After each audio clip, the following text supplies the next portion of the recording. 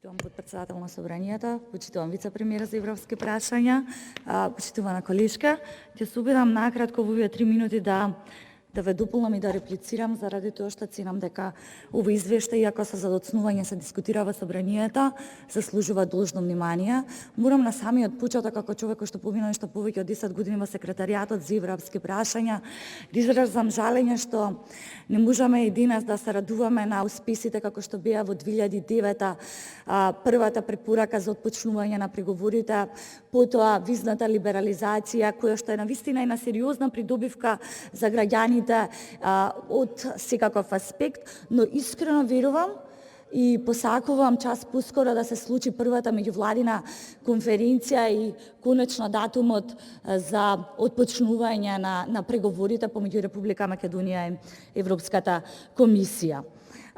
Во делот на она што го споминавте, јас би сакала да дополнам дека загрижува фактот дека токму во поглавјата 23-24, сега веќе во кластери,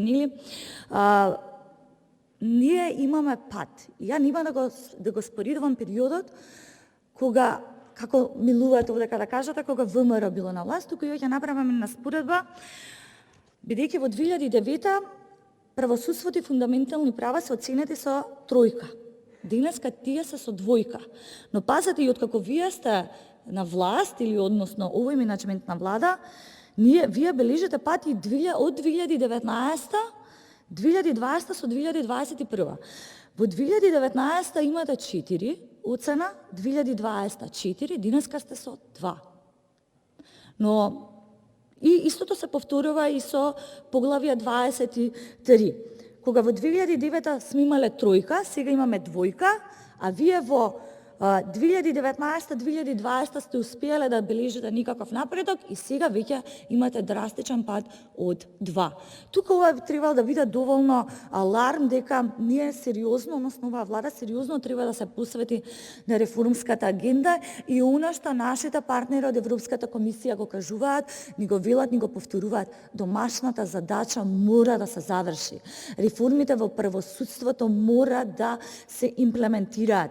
Ако сакате теоретски, тоа вие најверојатно сите поразлично го читаме, но во самиот извештај изворно ви велам постои и каде што Европската комисија забележува дека постои ризик од влошување во областите каде што е судството и борбата со корупцијата.